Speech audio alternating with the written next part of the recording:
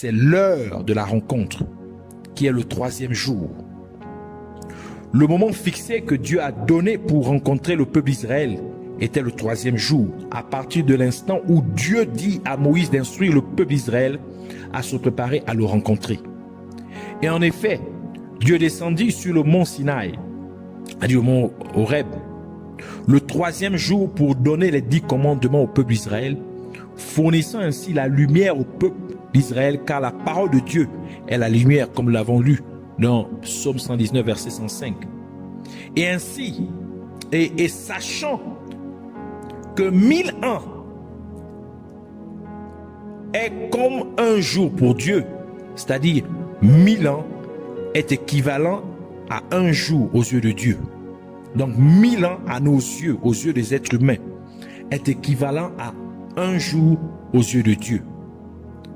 Comme le dit dans 2 Pierre chapitre 3 verset 8 qui dit ceci: mais vous, mes bien-aimés, vous n'ignorez pas une chose, c'est qu'à l'égard du Seigneur, un jour est comme 1000 ans, et que 1000 ans comme un jour.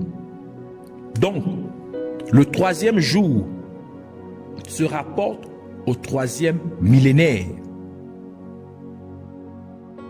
Et si nous partons de la naissance de Jésus-Christ, c'est-à-dire l'an 0, nous sommes donc au troisième millénaire aux yeux des hommes. Et aux yeux de Dieu, nous sommes au troisième jour. Donc, c'est-à-dire de l'an 0 à l'an 999, ça fait un millénaire qui est équivalent à un jour aux yeux de Dieu. Un millénaire aux yeux des hommes, mais un jour aux yeux de Dieu. Et si nous prenons de l'an 1000 à l'an 1999, cela équivaut au deuxième millénaire, à 2 millénaires, puisque ça fait 2000 ans. Donc c'est équivalent aux 2000 ans aux yeux des hommes, mais aux yeux de Dieu, cela fait 2 jours.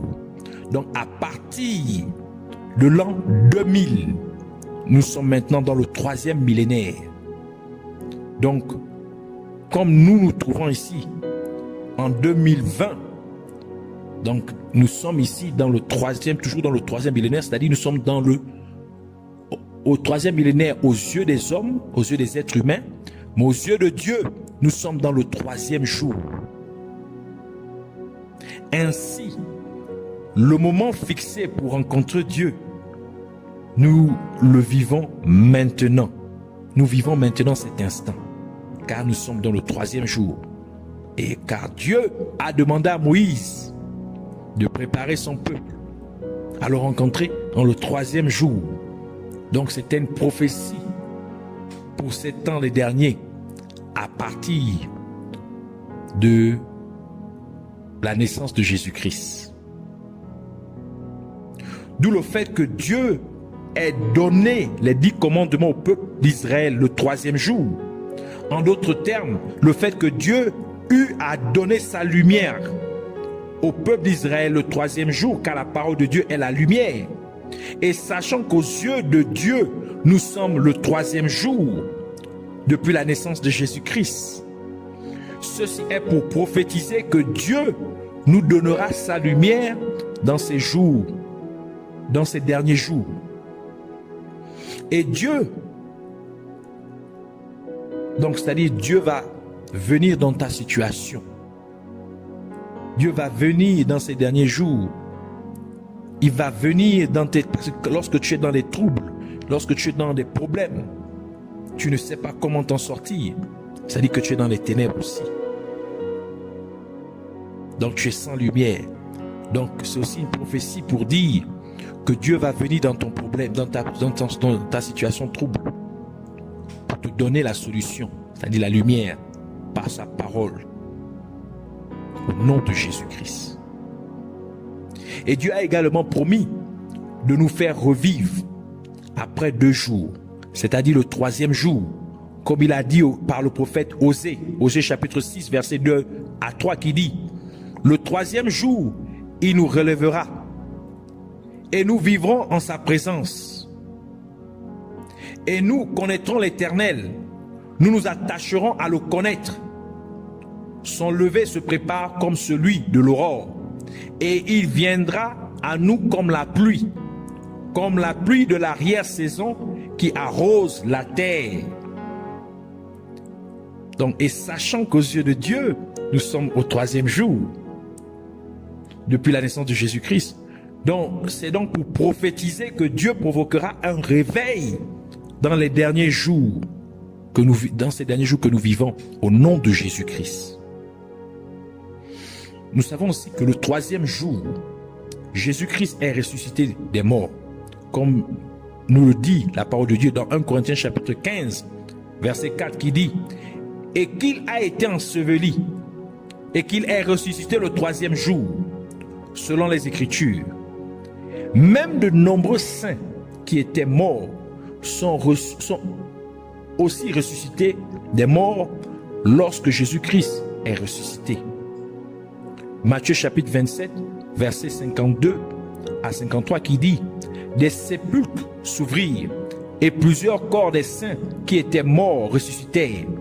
Et étant sortis de leur sépulcre après sa résurrection, c'est-à-dire après la résurrection de Jésus-Christ, ils entrèrent dans la sainte cité et ils furent vus de plusieurs personnes. » Ceci nous prophétise donc que dans ces derniers jours, Dieu ressuscitera ce que l'ennemi a tué dans notre vie.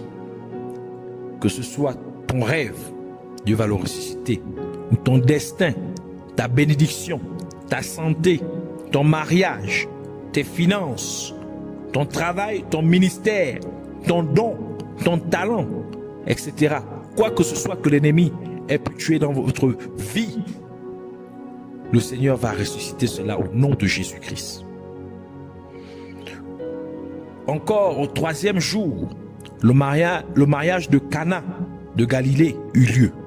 Jean chapitre 2 verset 1 à 2 qui dit « 3 jours après, donc au 3e jour, en faisant des noces à Cana en Galilée, et la mère, c'est-à-dire on faisait des noces à Cana en Galilée. Donc au 3e jour, il y eut des noces de Cana en Galilée, les noces de Cana en Galilée, et la mère de Jésus y était. Et Jésus fut aussi convié aux noces, lui et ses disciples.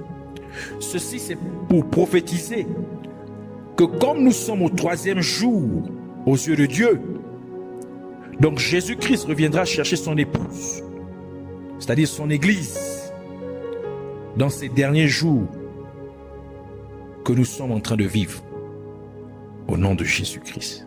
Donc, nous devons être prêts pour rencontrer notre époux. L'église doit s'apprêter pour rencontrer son époux. Le 3e jour, Abraham arriva à l'endroit où Dieu lui demanda de sacrifier son fils Isaac. Et étant plein de foi, Abraham dit à son fils Isaac que Dieu fournira un agneau pour le sacrifice. Lorsque Isaac lui demanda où était le sacrifice pour l'agneau. Et en effet, Dieu a fourni l'agneau pour le sacrifice à la place d'Isaac. Et Abraham appela le lieu Jéhovah-Jiré. Genèse chapitre 22, verset 1 à 4, verset 8 et verset 14 qui dit « Il arriva après ces choses que Dieu éprouva Abraham et lui dit « Abraham » et il répondit « Me voici » et il dit « Prends ton fils, ton unique, celui que tu aimes, Isaac, et va-t'en au pays de Morija. Et là, offre-le en holocauste sur une des montagnes que je te dirai. » Et Abraham se leva de bon matin, bâta son âne, prit 2 de ses serviteurs avec lui, et Isaac, son fils. Il fendit du bois pour l'holocauste, puis il partit et s'en alla vers le lieu que Dieu lui avait dit. Le 3e jour, Abraham, levant les yeux, vit le lieu de loin. Verset 8. Et Abraham répondit, « Mon fils, Dieu se pourvoira lui-même de l'agneau pour l'holocauste. » Et ils marchèrent tous deux ensemble. Verset 13. Et Abraham leva les yeux et regarda, et voici derrière lui un bélier retenu dans un buisson par les cornes. Alors Abraham alla prendre le bélier et l'offrit en holocauste à la place de son fils. Et Abraham appela ce lieu-là, Jéhovah Jireh, l'Éternel y pourvoira. De sorte que le sort qu'on dit aujourd'hui, sur la montagne de l'Éternel, il y sera pourvu.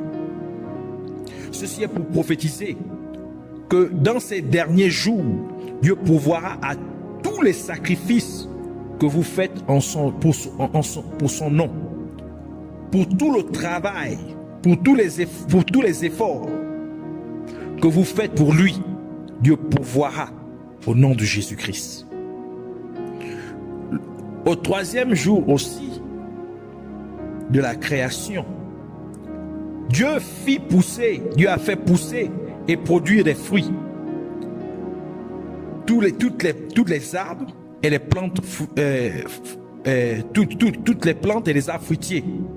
Genèse chapitre 1, verset 11 à 13 qui dit: Puis Dieu dit que la terre pousse de la végétation, des herbes portant semences, des arbres fruitiers portant du fruit selon leurs espèces, qui est leur semence en eux-mêmes sur la terre. Et cela fut ainsi. Et la terre produisit de la végétation des herbes portant semences selon leur espèce, et des arbres portant du fruit qui avaient leur semence en eux-mêmes selon leur espèce. Et Dieu vit que cela était bon. Et il y eut un soir et il y eut un matin, ce fut le troisième jour. Alors cela est pour prophétiser que dans ces derniers jours dans lesquels nous vivons, Dieu vous fera porter du fruit au nom de Jésus-Christ. Après avoir cherché l'enfant Jésus pendant 3 jours, Marie et Joseph l'ont retrouvé dans le temple. Luc chapitre 2, versets 43 à 46 qui dit: Lorsque les jours de la fête furent achevés, comme ils s'en retournaient, l'enfant Jésus demeura dans Jérusalem. Et Joseph et sa mère ne s'en aperçurent point. Mais pensant qu'il était en la compagnie de ceux qui faisaient le voyage avec eux, ils marchèrent une journée et ils le cherchèrent parmi leurs parents et ceux de leur connaissance. Et ne le trouvant point, ils retournèrent à Jérusalem pour l'y chercher. Et au bout de 3 jours, c'est-à-dire au 3e jour, ils le retrouvèrent dans le temple, assis au milieu des docteurs, les écoutant et leur faisant des questions. Ceci est pour prophétiser donc que lorsque vous allez chercher Dieu dans sa maison, dans ces derniers jours, vous le retrouverez au nom de Jésus-Christ. Autre chose aussi au niveau du 3e jour, c'est que Jonas a passé 3 jours et 3 nuits dans le ventre du poisson. Puis le poisson le vomit lorsque Dieu parla au poisson. Jonas chapitre 2 verset 1 et verset 11 qui dit: Et l'Éternel prépara un grand poisson pour engloutir Jonas. Et Jonas fut dans le ventre du poisson 3 jours et 3 nuits. Verset 11 qui dit: Alors l'Éternel commanda au poisson, et le poisson vomit Jonas sur la terre. Ceci est pour prophétiser donc que dans ces derniers jours dans lesquels nous vivons, Dieu parlera à votre problème, il parlera à votre situation, et votre problème, votre situation, vos troubles, vous vomira au nom de Jésus-Christ. Saul, qui est devenu bien connu sous le nom de l'apôtre Paul, passa 3 jours à être aveugle. Et Jésus-Christ envoya l'un de ses serviteurs pour poser les mains sur Saul, et il retrouva la vue. Actes chapitre 9, verset 8 à 9 et verset 17 à 18 qui dit: Et Saul se leva de terre, et ayant ouvert les yeux, il ne voyait personne, de sorte qu'ils le conduisirent par la main et le menèrent à Damas, où il fut 3 jours sans voir. et sans manger ni boire. Verset 17.